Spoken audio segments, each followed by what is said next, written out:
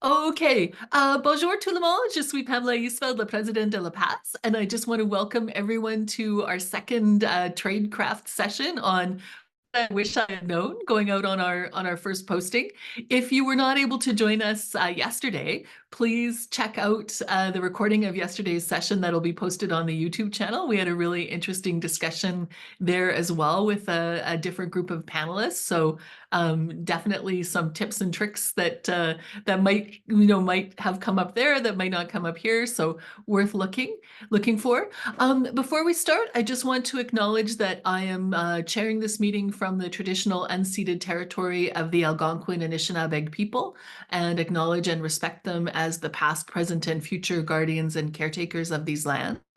And I know people are joining from different places in Canada, North America, and around the world. And so I encourage you just to take a moment to think about the traditional peoples of the territories you're in and what that means for the lives that we're all living today. Um, just a couple of housekeeping things.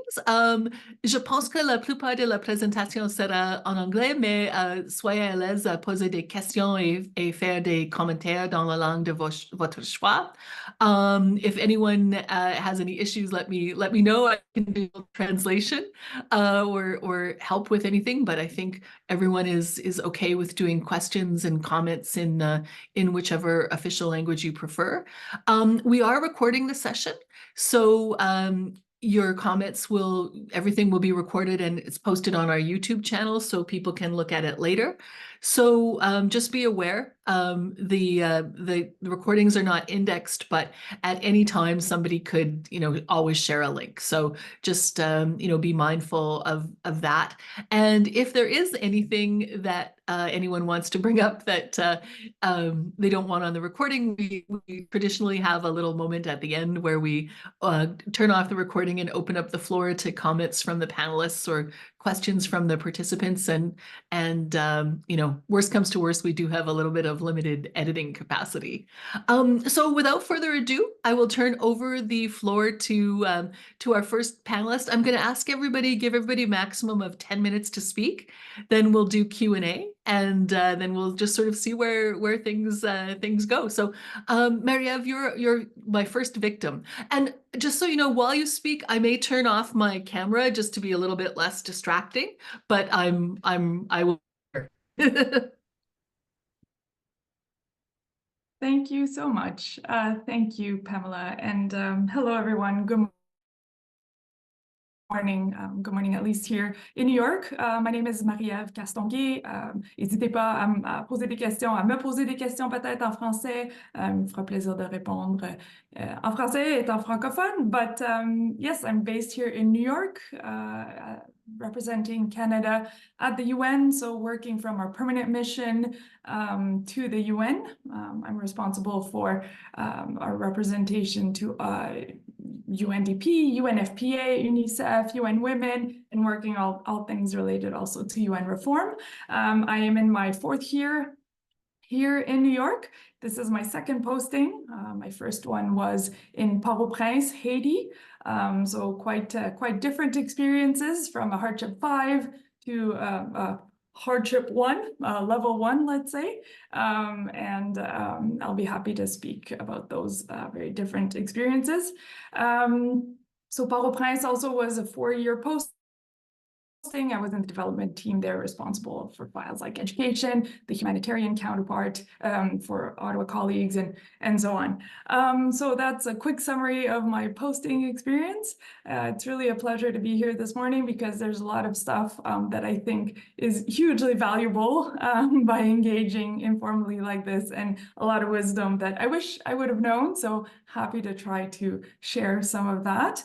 I have sort of I think a few top of mind points that I'm happy to kick us off with. The first one being, especially if you're going in a country where linguistic skills are very different from what we use in Canada, the huge value of being able to share a few words in whatever language is most used where you're going. So I had the the chance to be able to learn a bit of Haitian Creole before heading to Haiti, and it made a humongous difference. And I'm not exaggerating one bit. The ability to just be able to have, really minimalistic exchange with someone in their native tongue creates such a different dynamic, creates a different trust approach, and really had, I think, a very positive overall impact on my experience in Haiti, both professionally, but also to be able to make the most of the experience in country. And that's the other aspect that I think I would have liked to prepare a little bit better for, is how to make the most of being in country. Of course, some contexts don't allow for that. Again, thinking about Haiti now, most unfortunately. But if you can, really prioritize getting to know the country where you're in. It'll also have value in terms of your work relationship, whether with, a government representative, NGOs, so on and so forth.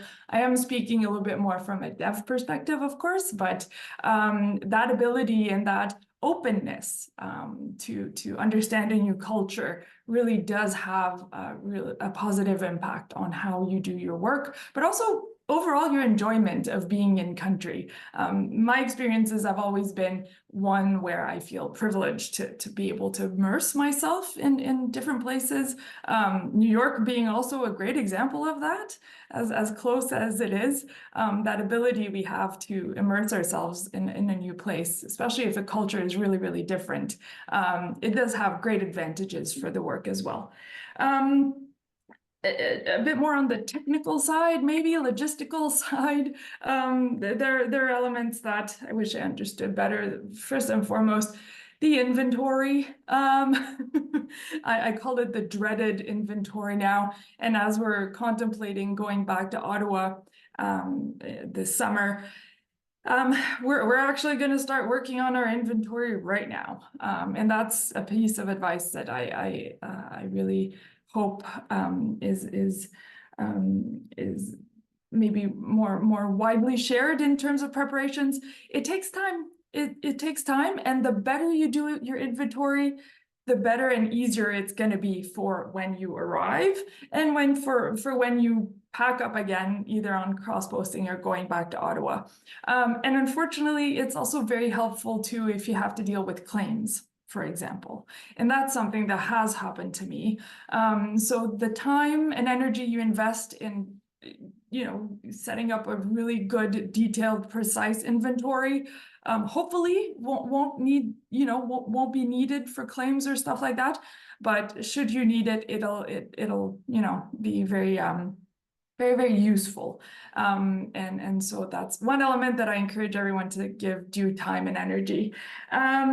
Also, details like clarify if you need to keep your driver's license. Sounds a bit, it's a bit of in the weeds.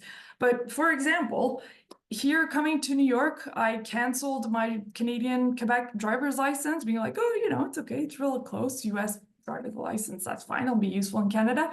It's proving to be a bit more of a headache than I anticipated. So those logistical things, even though we say, we're told one thing in our guides, which is cancel your driver's license or so on and so forth, it's always a good idea to check with your embassy or your mission. Sometimes the best practices in that particular context and based on previous experiences is really the wisdom. Thank you, Pam. Yeah, is really the wisdom that you want to take on. So that was a more recent lesson learned on my end. So really checking those details with your mission to be able to complement with the actual guidance that we get, sort of the overarching guidance. Sometimes there are some national best practices that you could take on.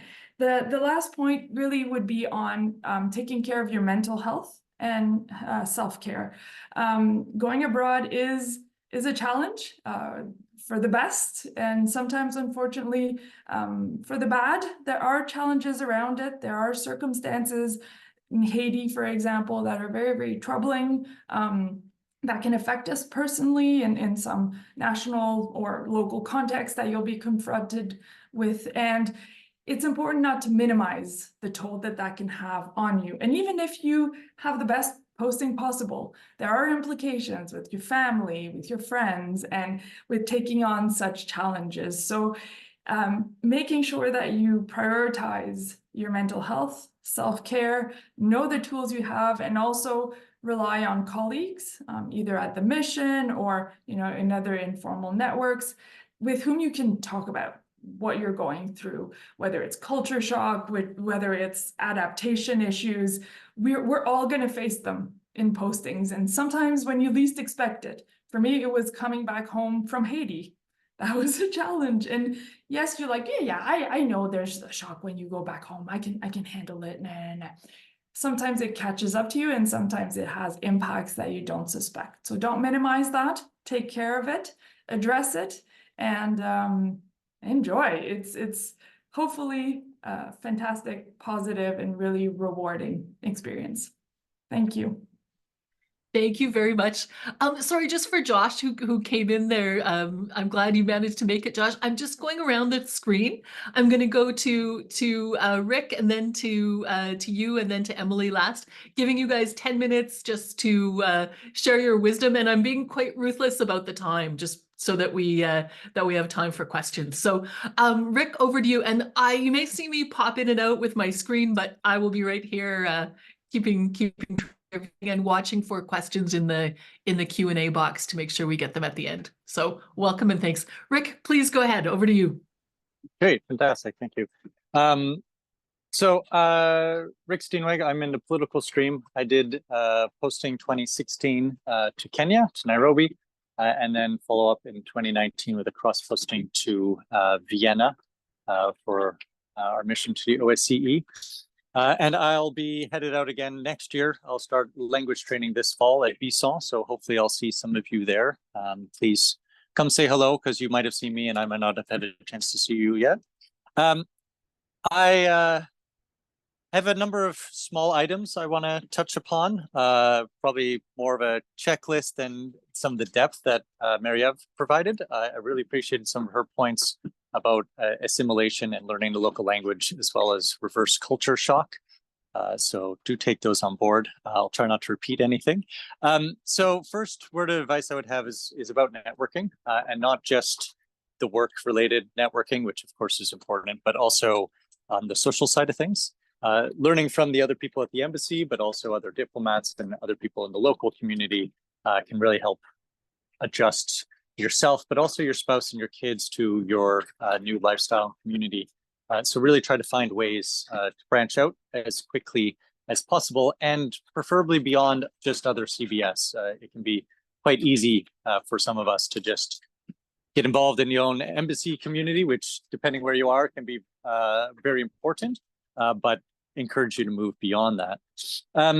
So my first posting, I thought I'd have 3 additional months to prepare, and all of a sudden I had 3 weeks to get cleared out and get out of there and hop on my flight.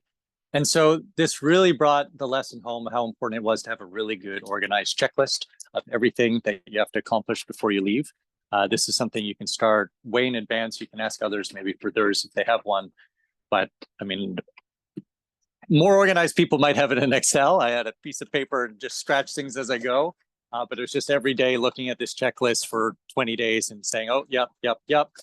And a big part of that, so inventory, which was mentioned, but also whatever you're doing with your home. I had just bought a house, and so I had to prepare it for the market. I didn't know I was going to be going abroad, and so suddenly I just had to get all that kind of stuff ready. And the quicker, if you are a homeowner, the quicker you can get to that, the better chance you have of successfully renting it out to someone. And preferably, I would encourage for you to actually meet your future renters and not put that all in the hands of a property manager, which can be not necessarily much better than managing it yourself. On that note, I'd also like to encourage you to network with your own neighborhood back home, so that others, either friends in Ottawa or preferably even just neighbors, keep a little bit of an eye on your place as well, in addition to what your property manager, if you have one, or your renters are doing directly, so that you have a bit of checks and balances there. In terms of other preparations, I think a lot of us focus maybe too much on the material items and maybe not enough on the mental health and planning and the rest of the family, that kind of thing. So try not to focus on that too much. And I'm thinking more like the Haiti example or Kenya, where you're not expecting to buy everything that you can in Canada, and that's okay. Like you don't necessarily need it. We are foreign service officers. We're adaptable. We're flexible. And sometimes adapting to the local supply can actually help build the experience to some degree.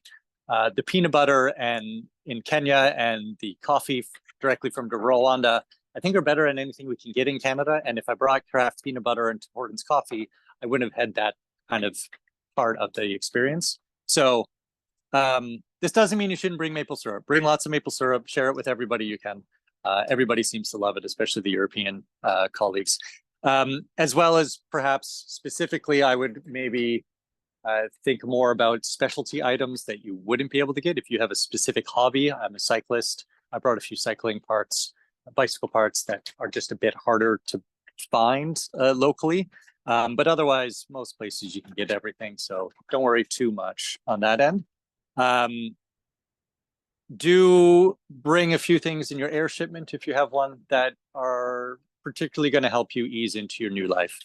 For me, brought a bicycle. They're light anyways. Brought some dog food, my artwork, as well as a kitchen knife, because the pack-up kits they offer you are fine, but some of us who actually like to cook want a tool that will do the job for us.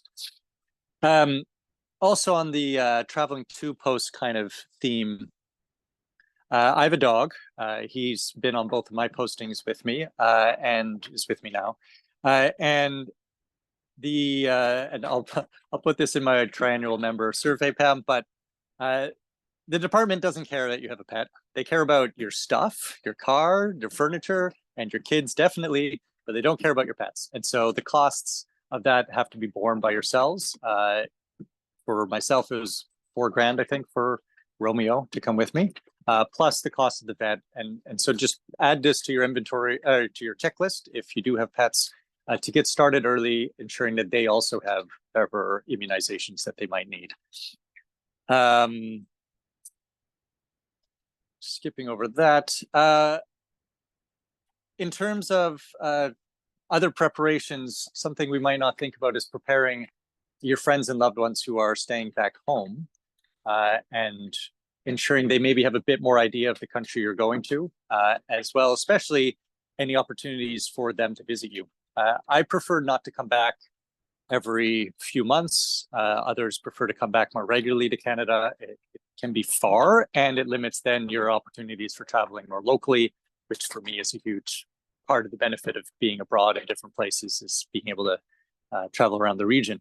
And so by speaking to friends or family early on and maybe getting them to understand the country situation a bit better, especially if there are security concerns, but also maybe slipping a Lonely Planet under their door if you want them to come visit, and then trying to plan a little bit of those visits throughout your posting so they don't just all come at the end or at the beginning, which can happen.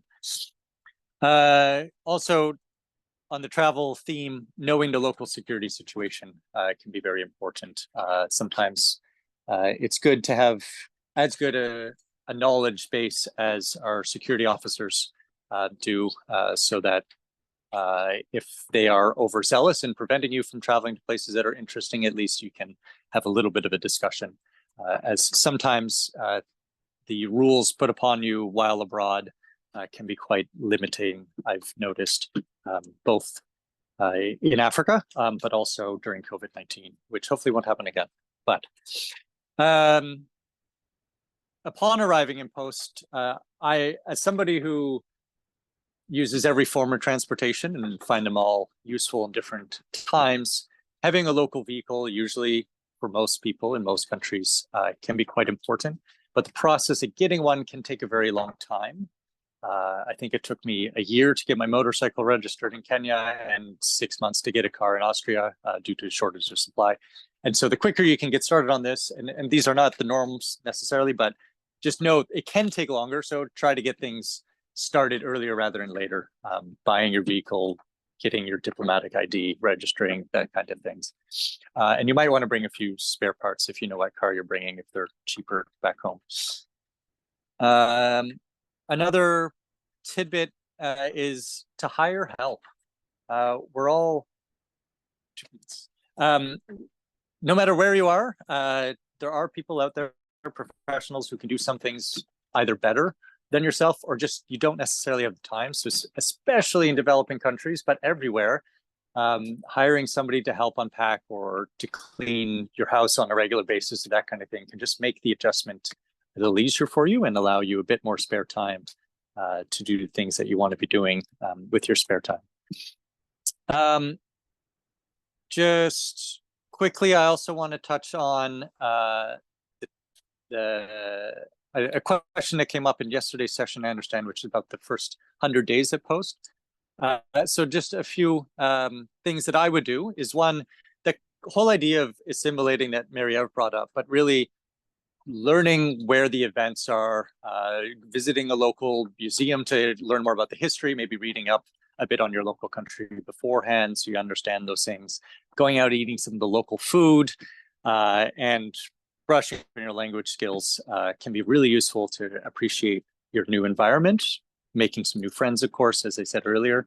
So kind of just like widen your net as far as possible.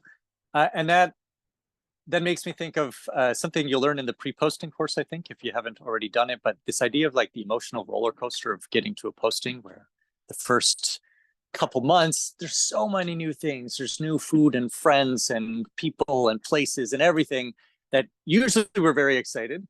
And then after, I think they put it at a 6 months timeline, you can kind of get into a bit of a doldrum when, yeah, the posting's just as exciting, but things are not as new anymore. And you get a little bit of a down before it pops that back up to a more regularized plateau. And both of my postings, this was pretty true for me. So listen up when they talk about this, because I found it quite interesting to actually see it occur. And the last thing is go away. Go for a weekend somewhere cool, an hour or two nearby, wherever you are. Because when you come back home, which is your new place, right? After 3 weeks or so, and you've been away for a weekend, that's when you really appreciate your new house being a home, and that you're like, oh yeah, this is my stuff. This is my bed. This is where I live now.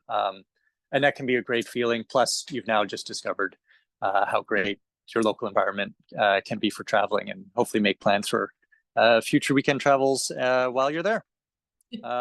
Those are my main points. Thank you.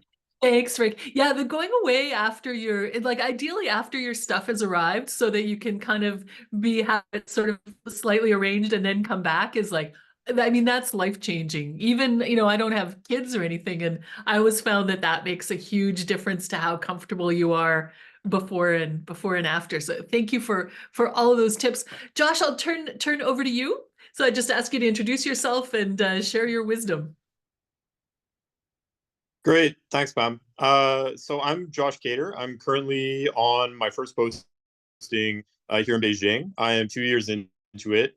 I'm doing basically trade policy with a little bit of market development in the agriculture space. I love all the points that have already been raised, and I'll try not to repeat too much, but just to say that everything that I've heard so far, I agree with wholeheartedly. And endorse. I will try to keep my comments general. I think that the main thing that I wished I would have known is to just be in the mindset that, this is your first posting and you may feel a little bit awkward about it, and you don't want to seem like you don't know what you're doing or you don't know what you're talking about. And so you may feel slightly reticent about, necessarily reaching out to people that are your future colleagues, either colleagues that are going to be at mission or people that are at other missions. You might feel a little more comfortable reaching out to the people that are going to be at the mission. Even if you feel comfortable reaching out, you may not feel particularly comfortable taking up so much of their time. But I would say that everybody knows what the struggle is like, and that you can feel very comfortable if you're somebody that, has done their research in the way that one expects people to do. Like you've looked up the mission report and you've looked up, all sorts of things, and the questions that you're asking are, intelligent and pinpointed and really to the person that you're asking them of. Then I think that you should feel very, very comfortable triangulating and asking questions of as many people as possible in order to really nail down a body of knowledge in a way that you feel you personally understand it and that you can explain it to others, such as your loved ones, both people that are coming with you and people that you will be leaving behind, in such a way that it sounds authoritative and reassuring to them. And that being able to kind of be that conduit is really key. And if you can, when you have these conversations with people that are at the mission or have been in an experience before, say, I'm going to Beijing, I'll talk to somebody that I know has been in Beijing before, somebody that's there, or somebody that is in a similar mission situation. For example, Beijing is a large mission. Then you might even choose to talk to somebody in Washington, D.C., if it's somebody that you know is a friend of a friend, something like that. And you can say, I know you know about being at a large mission. What can you tell me that will enable me to be successful at the very beginning of my posting? And you can go from there. As long as it shows that you're being sensitive to the knowledge that the individual you're approaching has, and that you're looking to learn from their very particular experience, and that's why you're approaching them, then they will take you in with open arms. So I think that is really that learning mindset and knowing where to get the things that you need to know is really, really key. In addition to kind of asking for help, I would also really echo Rick's comments about hiring help. Once you get on the ground, ask people that know, where can I find somebody that I trust simply to clean my house? And maybe you have a schedule that's a little bit up tempo at the beginning because you know that you need more help at the beginning, and then you ramp it down, and you can adjust. But really make things easy for yourself at the beginning in that sort of way. I would also echo the checklist, absolutely crucial. You and the people that you're going, your wife or your husband, or if you have, older children, involve them in this process too. Have them check out the checklist too. Know what you're going through. Check things off together. You can have like a communal checklist. We had one in a Google Sheet so we could see where we were kind of on a day-to-day basis. I would also say, in addition to having the help that you ask from other people for their advice, filtering down to your loved ones and both the people you're going with or not, I would also use you doing that on a day-to-day basis to remind yourself that you have to get into a mindset where you have to be communicating very, very clearly on a constant basis about what you're going to be dealing with, both you professionally and also as a family, when you go, and just maintain that constant communication. I mean, ideally throughout your posting, communication is great, but it's really crucial to have that, slightly before and after period, just to say, this is happening. It is temporary, some of it. We may be doing certain things in order to get to a new normal state. You are trying to network, build a new set of social relations in a new place, and to have it be kind of understood and deliberate. I think that is very key, and helped a lot. So yeah, I think that I wanted to keep my comments really as general as possible. I'll stop here to hopefully make time for more questions. I look forward to any questions that people have. And if people think that my experience could resonate with them and they have questions for me even after this session, please reach out and flip me an email. I'm happy to help you out. Thanks, Josh. I appreciate that. I appreciate your being concise and coming in early. That hardly ever happens with the FS cadre. So yay. I just wanted to highlight your point about asking people, what to expect and so on. Please, like one thing, look at the handover notes that your predecessor leaves for you. It's happened to me on a couple postings where I've left, I always like to leave something for the first 90 days, first 100 days, this is what you can expect. These are the key contacts. And a couple times it's happened that someone said to me 2 years later, oh yeah, I came across your handover notes and I really wish I had paid more attention at the time. Like, yeah, and I've heard that from other people that sometimes people don't look at them, they forget about them, or I think sometimes there's a bit of a reluctance to kind of admit that, you want help from someone, and don't be shy. Like people want to help you and share your wisdom, and they do have wisdom. If you've been in a place for 2, 3, 4 years, you've learned some things along the way. So just my abusing the position of the chair to get that little point in. I will now turn over to Emily, who I think who has a PowerPoint. So a little bit more formal section of this one. So Emily, please go ahead. Okay, great. So hi, everyone. I'm Emily Haji. I have been in the department for 18 years. Let's see if I can get this to work from the beginning. Okay, so my first posting was in Dublin in 2010. My second posting was to the UAE. It was a regional role in the Gulf states, which was great. So I got to travel a bit.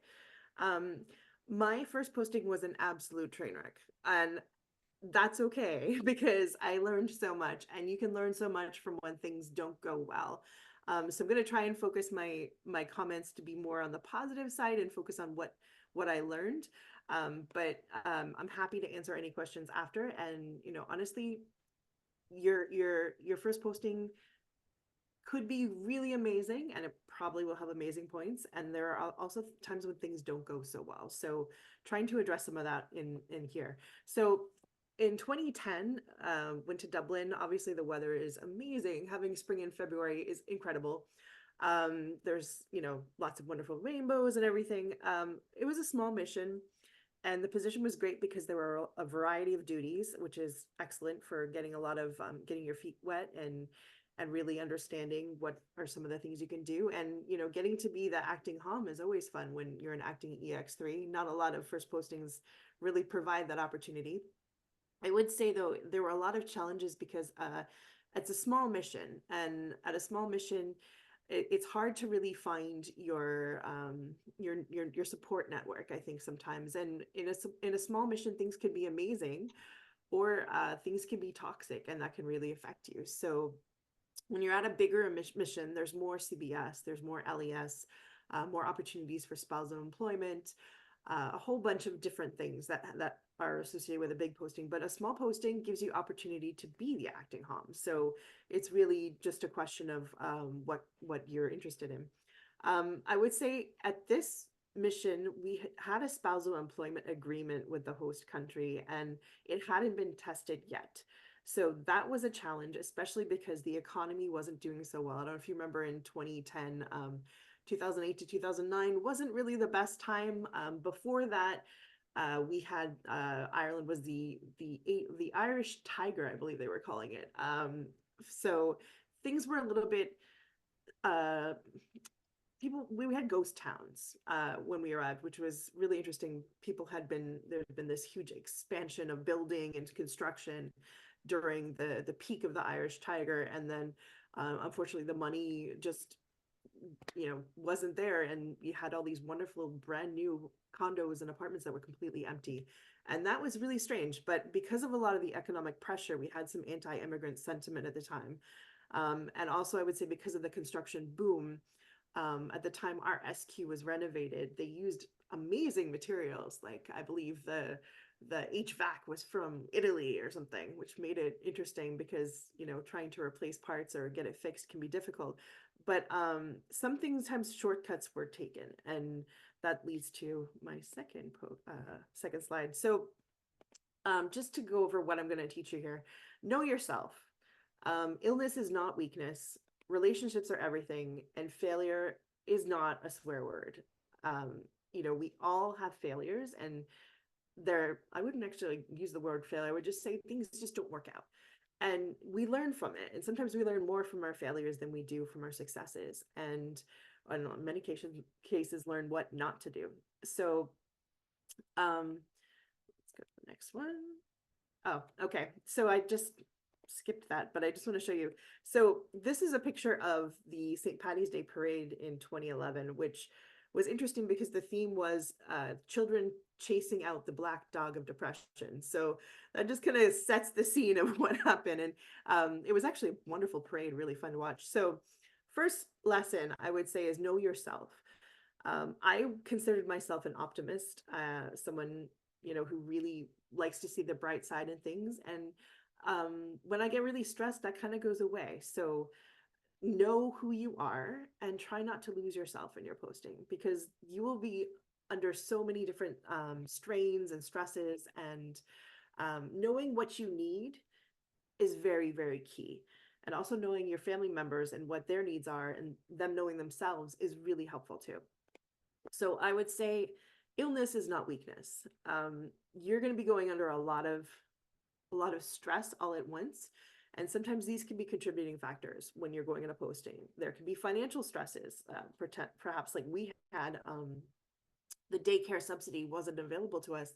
And we were paying about 2,000 euros a month for daycare, which can be a little bit insane. But unfortunately, the daycare subsidy wasn't available because my husband was finishing up his master's degree. You can also, you know, have more money to deal with, which can also be a source of stress, ironically. There can be marital stress. You know, your spouse is following you. They're in a new environment. Maybe they didn't want to come. Maybe they did. It can really put a strain on your marriage. Childcare issues and schooling. If you're bringing children, they have to adjust as well. So a lot of that can fall on you as the parent. And also, you know, if the spouse, you know, it's both of you. You can get SQ problems. I know someone who just retired who was struck by lightning in their SQ because of poor electrical. And I've heard all kinds of fun things about SQ issues. We had poison berries in our backyard that our toddler tried to eat. You know, all kinds of things can happen. And that's just part of dealing with it. We can have problems here in Canada, but in some places, the problems in your SQ can be more challenging and more frequent. So for example, in the UAE, because of the high heat, the salty air, the construction, all of that, things can start to fall apart. And in fact, in our neighborhood, the concrete ceilings started to fall down. And so that, you know, they took a whole bunch of steps to deal with that, but that was also a source of stress. You could be in a challenging work environment. There are, like, to be frank, there are places and missions that are toxic, and you know, you could be coming into this not knowing, or you could be contributing to it, or you can be making it better. And a lot of this happens with the tone at the top. So who the HOM is really does affect a mission. And the HOM can be under stress too. So you could also be moving to a place where there's hazardous living conditions. Maybe you're doing your HET training. You might have to go into your bomb shelter. There's all kinds of stories from all of us, all different places. And then there's human resources and FSDs, which can be challenging because there's so much administrative work associated with it. And maybe, you know, that could cause you some stress. But I just want to point out some of the physical symptoms of stress. These are just some of them. There are many out there. Your productivity decreases, your memory and cognition are affected. It's hard to think. You can get flu-like symptoms. You can have sleep problems. Maybe you sleep too much or not at all. You can get anxiety or panic attacks, and you can be irritable, or maybe have a lack of filter. So for somebody who doesn't really have much of a filter in the first place, this one really affected me. And when the comments are, when we're not recording, I'll tell you some of the things I ended up saying. You can get injury flare-ups, and you can also, like, in extreme cases, start having shaking and losing your fine motor skills, or maybe problems with addiction, or in extreme cases, your body can start to shut down. So, just keep these in mind. There are others, there's lots of training out there about stress, but just keep this in mind, that this is not a weakness. This is your body telling you that there is a problem, that you are under stress. Where are we now in the time? 2-minute warning. Okay, good. So after we left Ireland, I would just say that our SQ had an issue. So one of the messages I would like to say is that make sure you get contents insurance. It is really important. This is a picture of our SQ before it burnt to the ground after we left. And what wasn't destroyed by fire was destroyed by water. And we weren't there. And my successor and her family survived because she insisted that they come with her when she was going away that weekend. There was issues with electrical. And unfortunately, they lost everything, but they still had their lives. And I think everything happens for a reason. And one of the reasons that I say that is because, we weren't there because we came back early from that posting. So if we had been there, I don't think my little one would have survived. So I just want to point out a few things. There's this thing called the social adjustment rating scale, and there's a link here. This is something that just tells you some of the things that will happen. It's like a tool for measuring the total stress that you're experiencing, and this is cumulative. So a lot of these are actually associated with a posting. So if you have a very high score, between like anything over 600, you are very high risk of becoming ill in the near future. So basically you're at war with stress. These are some of the ones I highlighted that are associated with a posting. Sometimes we leave a spouse behind or a child behind because of whatever reasons there are. It could be an unaccompanied posting. It says dismissed from a job, but I think leaving a job can also be under that one. Business readjustment, things are changing completely in your work, a change in financial state. Maybe you take on a car loan or a pre-posting loan or whatnot, change to a different line of work. Maybe you're cross-posting, but whatever it is, it's a big change. And you can, because of this, have a change in frequency of arguments and obviously change in responsibilities at work. Maybe your child is going off and leaving home. Your in-laws are not happy that you're leaving. Your spouse starts or stops a job as well. Starting or ending school, all of you, like you can see, just on and on and on and on. These are can be very stressful life events. So keep that in mind, that they can really add up. In my case, Emily, sorry, I don't mean to interrupt you, but we do need to move on to questions. So can you wrap up in the next 15 seconds or so? And this is the one for children. So they have their own particular, so you can look at this online, and they talk about trying to avoid future life crises and just learn from things and reduce your stress. And I say the most important thing is to prioritize your health and the health of your family members, know yourself and your needs, build up your skill sets. So these are all really important things that you can do. And just want to point out, before you go, your support network looks like this. And when you go to posting, you lose that. And that is something that's really important to build up first when you get there. And so, sorry, I know we don't have time for questions, but yeah, so I really do need to ask you to wrap up. I'm just gonna stop here and stop sharing my screen. But I just want to say, you've got this. It's going to be a great posting, and thanks very much.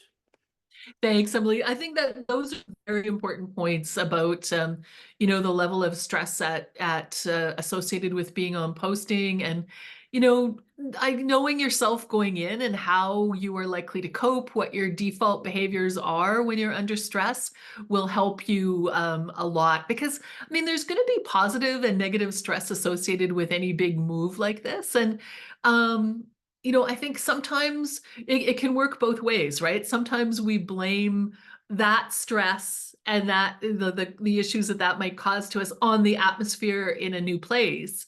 And then other times we gloss over real problems sometimes in a new place, thinking, oh, it's just me, I'm just adjusting, and you can really be the frog in the pan of water especially on a first posting, if you, if you don't when you don't sort of have that perspective. So the one, piece of advice I would give to people is think about your support network going in and who are you going to call, to get that perspective. Someone is asking if Emily, if you'd be willing to share your presentation.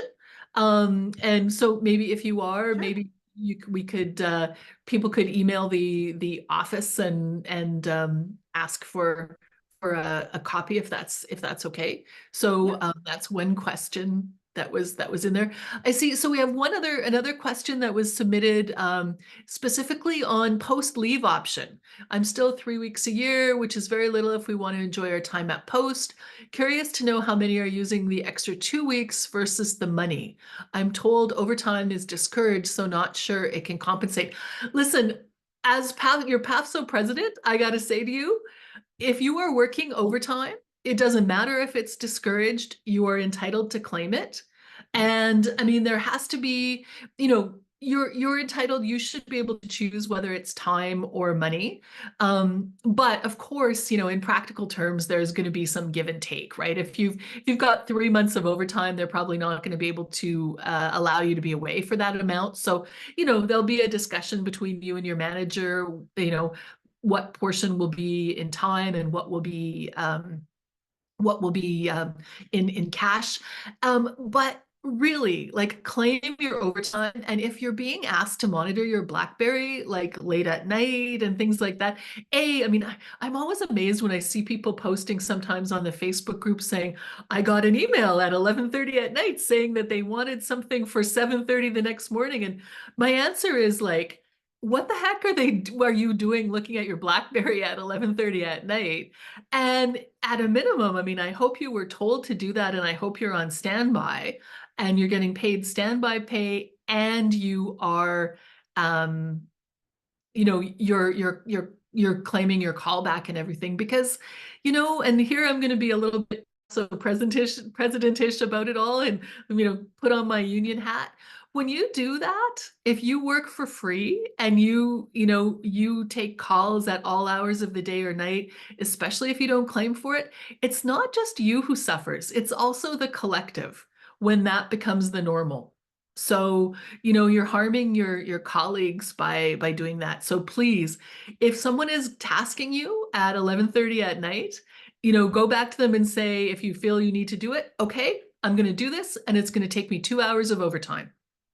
Because if they're giving you a task that you can only complete in off hours, they're telling you to work overtime, and you get paid for that. So sorry, that's my rant. But I don't know if someone specifically wants to answer the question about the 2 weeks versus the time. Mary-Eve, go ahead.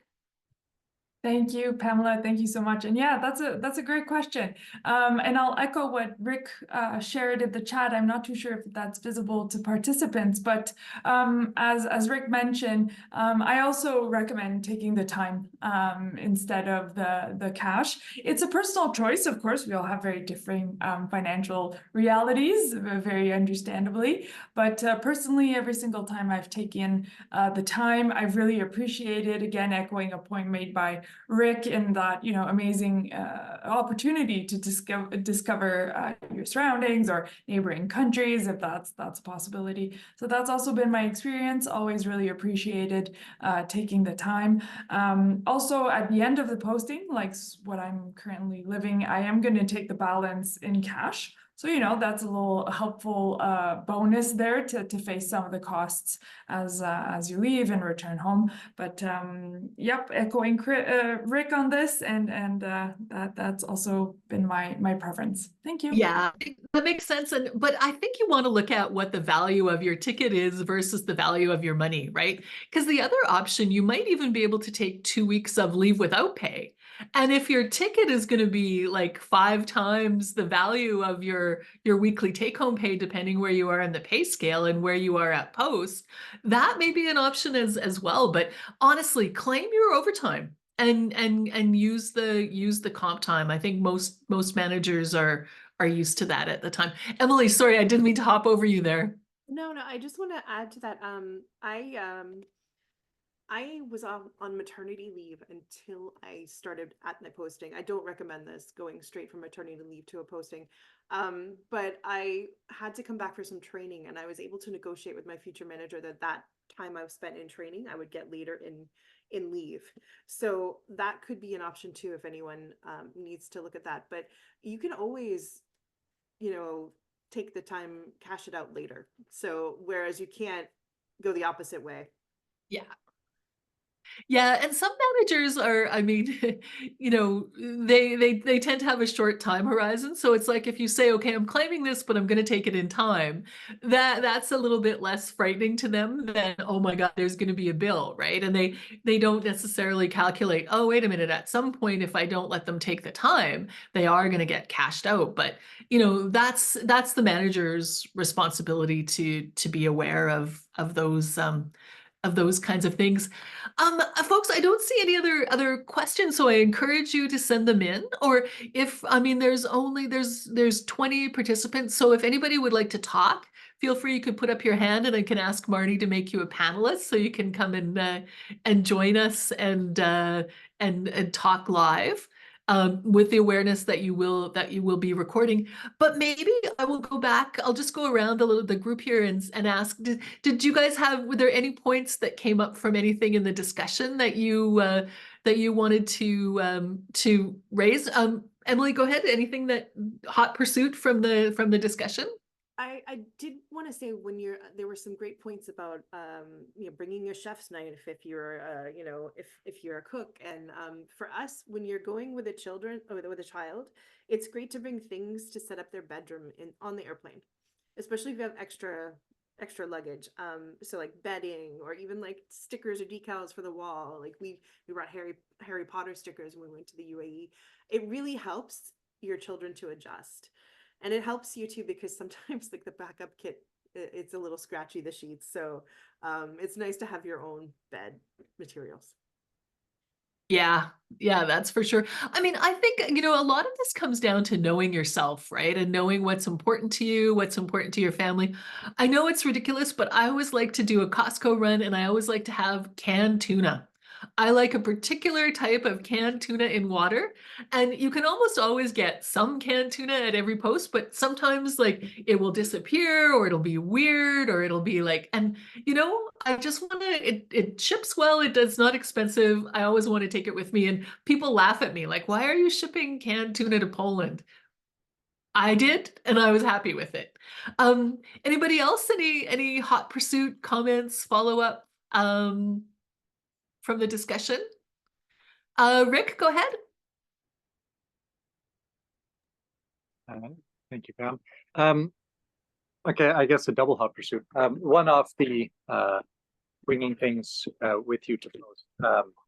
I think a rite of passage, and I wonder if there are more traditions maybe, but one that I can think of is okay, laughing about the gravy boats and backup kit. But the other one is buying way too much saran wrap at Costco on your first posting and keeping it posting after posting. And I've seen people come back 15 years of postings later, and they're still in the same roll of saran wrap. When you're at Costco, you think you absolutely need this item. And then Costco's huge. But I get you on the 20 tuna. years old, just so you know. Actually, 22. I have Wow. a Kirkland Lake saran wrap from 2001. Yeah. Yeah, well, exactly. But there might be, you know, some very favorite items like tuna, or like a particular cookie that you just can't go without. But I actually wanted to touch on, I think it was Joshua who mentioned it earlier. The amount of admin that comes along with the posting. Unfortunately, it is a reality. And when it comes to the OT points that you also made, Pam, it's important to, especially at posts, I think even more than at HQ, is to ensure that there's a very clear communication line when it comes to how OT is or isn't approved, and that it is claimed quite regularly, so that your manager does have an opportunity to adjust if you're actually working way more overtime than she or he would like, or that you would like. I'm speaking of experience, of course. And also, like I would just recommend actually having an hour set aside on Monday morning every 2 weeks or something like that, where you say, okay, this is my admin hour. And you do your OT claims and you also do your health claims because they can really add up over time, even if you're not using. I mean, so I feel I'm not somebody who uses a lot of medical establishments, and so maybe they build up quicker for me because I just think, oh, it's just a couple bucks here, it's just a couple bucks there, and then the years gone by, you're trying to submit everything, you still need some other receipts, perhaps. You've gone over the 1 year deadline, and so just try to stick on top of those things without worrying too much about an extra couple bucks here or there, because I mean, it's amazing how much daycare can cost. Wow. But there's going to be some wins. There's going to be some losses.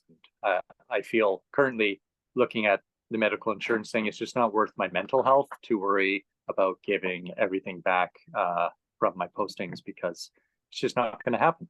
But the lesson I learned is that next time I'll just stick on top of these things more regularly, and hopefully that would alleviate some of that headache. Thank you.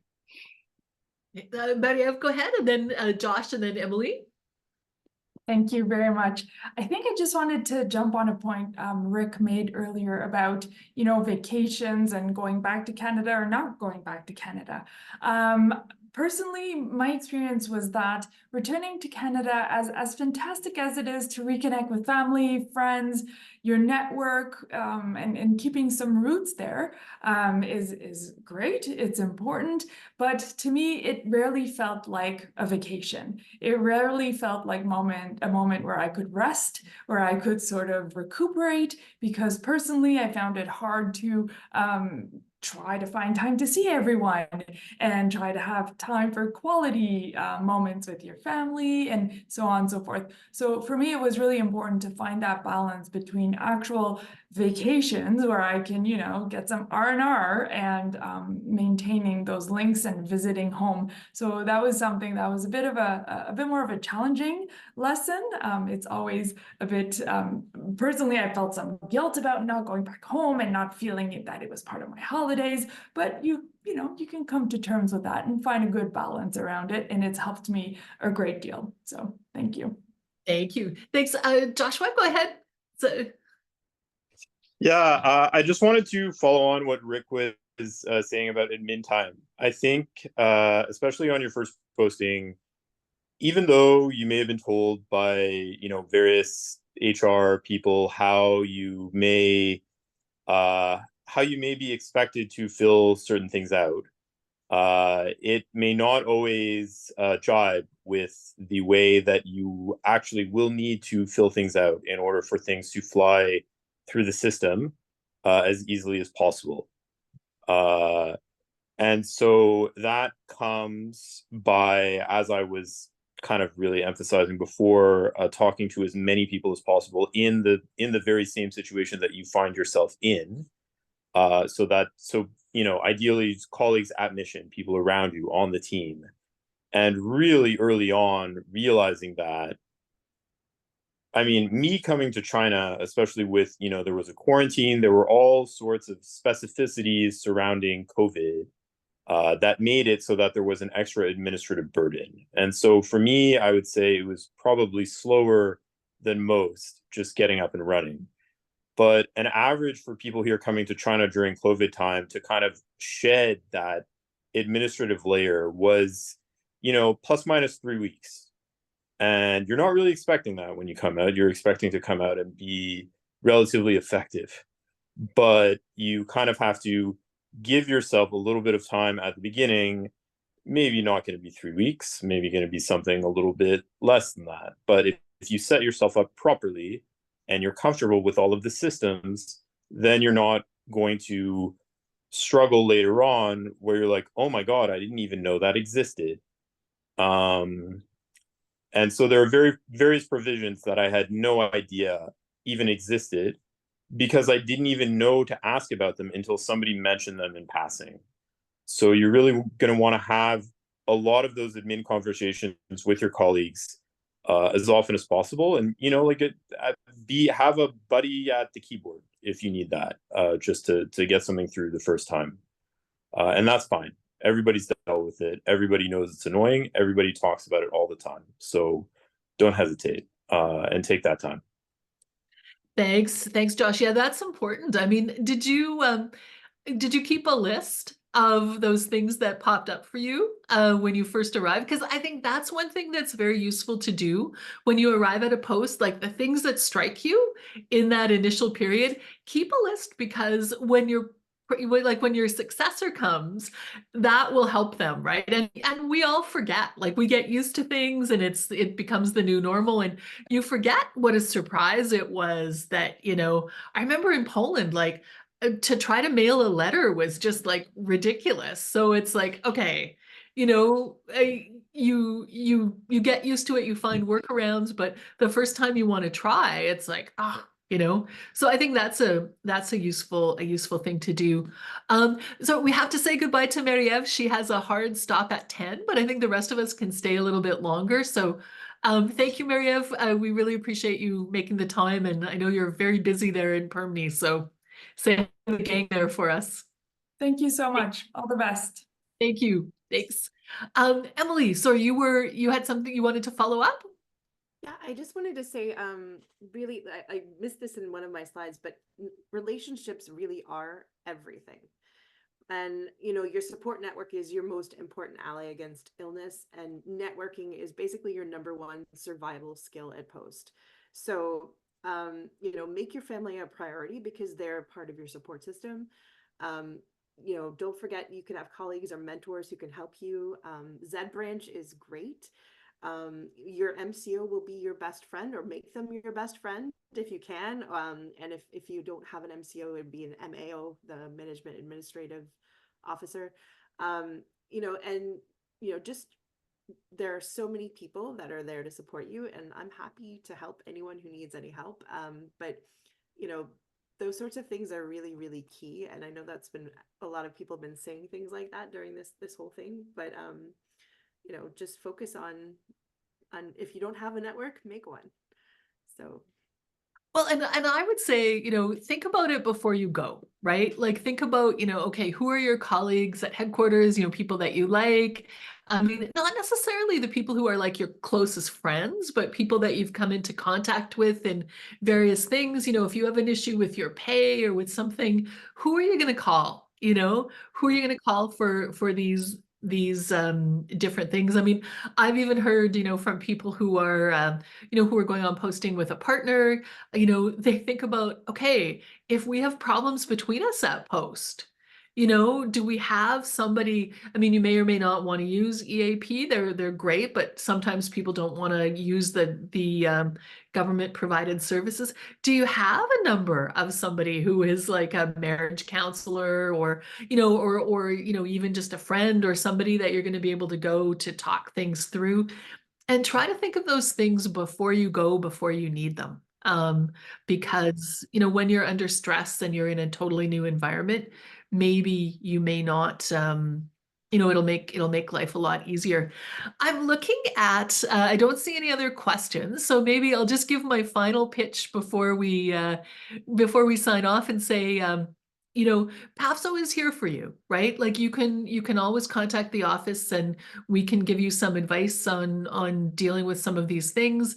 We may or may not there may or may not be something in the collective agreement or the FSDs that's there to help you, but we can at least tell you what your options are or are not. And our office in particular, our labor relations advisors, they hear a lot, so they they have a fairly wide range of experience, and they can at least give you, sometimes some sense of, okay, is this something that is within the norm? You may not like it, but it may be something like,